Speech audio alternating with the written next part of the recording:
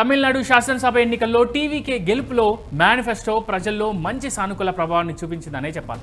ప్రధానంగా మహిళలు, రైతులు, యువత లక్ష్యంగా అనేక హామీలు ఇచ్చారు. 60 ఏళ్లలోపు ప్రతి మహిళకు నెలకు 2500 ఆర్థిక సాయం, ఏడాదికి 6 ఉచిత ఎల్పీజీ సిలిండర్లు ఇస్తామని ప్రకటించారు.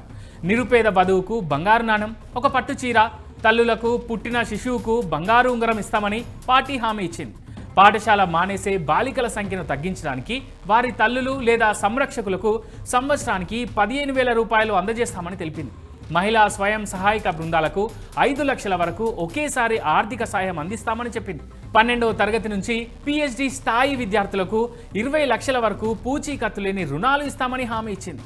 ప్రభుత్వ నియామకాలన్నింటినీ ఒక పారదర్శకత, కాలపరిమితిని వాగ్దానం చేసింది. పట్టభద్రులకు నెలకు 4,000 రూపాయలు, డిప్లొమా హోల్డర్స్కు 2,500 రూపాయలను నిరుద్యోగ భృతిగా అందిస్తామని తెలిపింది. 5 ఎకరాల లోపు భూమి ఉన్న వారికి పంట రుణాల మాఫీ, 5 ఎకరాల కంటే ఎక్కువ ఉంటే వారికి 50% రుణమాఫీ చేస్తామని పేర్కొన్నారు. అలాగే వరికి క్వింటాల్కు 3,500 రూపాయలు, చెరుకుకేమో 4,500 రూపాయల చొప్పున మద్దతు ధరను ఇస్తామని ప్రకటించారు. కౌలు రైతులు, వ్యవసాయ కార్మికులకు 10,000 రూపాయల ఆర్థిక సాయం, ప్రభుత్వ పథకాలన్నీ పొందేందుకు వీలుగా ప్రతి కుటుంబానికి ఒక కార్డు అందిస్తామని టీఎంకే తెలిపింది. ఏప్రిల్ 16న 95 పేజీల మేనిఫెస్టో విడుదల సందర్భంగా విజయ్ కీలక వ్యాఖ్యలు చేశారు. తిరువల్లువర్ రచించిన తమిళ గ్రంథం తిరుక్కురల్లోని సూత్రాలైన అరం అంటే సద్గుణం, పొరుల్ అంటే సంపద, ఇన్బం అంటే ఆనందం వంటి వాటిపై ఇది ఆధారపడి ఉందని తెలిపారు. ఈ గుణాలే రాజకీయ పరిపాలనకు అత్యవసరమైన అంశాలని తెలిపారు.